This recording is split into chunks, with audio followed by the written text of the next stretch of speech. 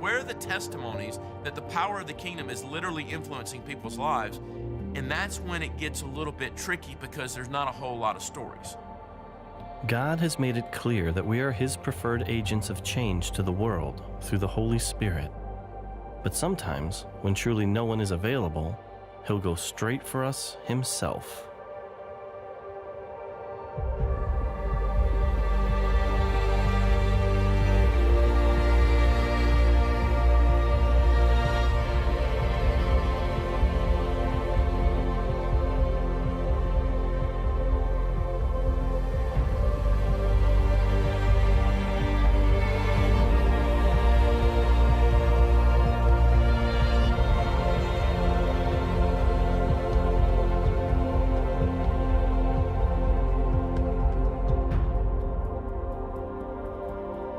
This is Ali, and he met Jesus while hanging out at Mecca.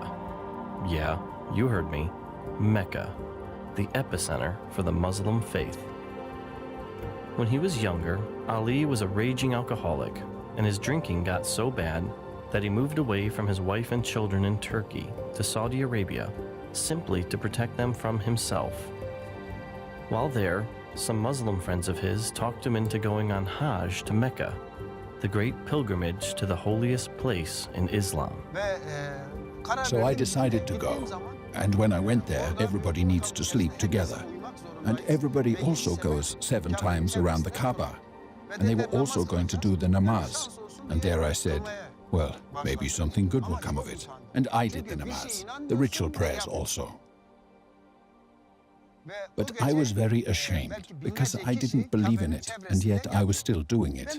So everybody that night sleeps around the Kaaba. So I slept there. And then in the night, I had this dream, and in the dream, Jesus came. First, he touched my forehead with his hand, and he said, "You have been saved. You have been saved." Then he opened his hand and placed it on my chest, and he said, "You belong to me." One of them, he said, "You are saved," and then, "You belong to me." And he was smiling. And this is what I wanted to say. This is what he looked like. From his waist up, he was naked and shining pure white. He had a beard, like in the pictures, but a little bit longer. His hair and his beard, it was as if every hair was electrified light, shining from every hair. That's how handsome he was. And when he smiled, his teeth were shining white. And I was amazed at the way he stood there. And the lower part of him was like a cloud of melted iron.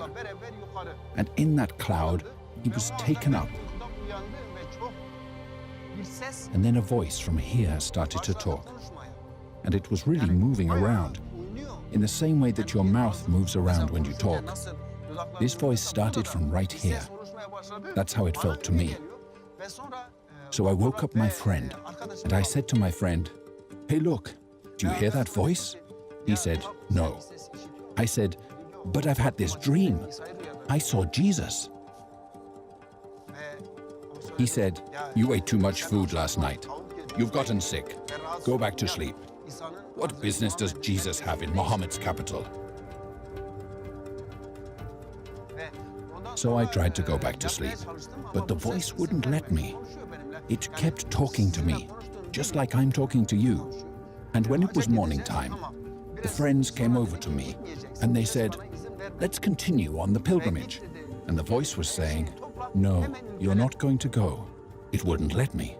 And the voice was saying to me, "Go and collect all your stuff and go back to your country.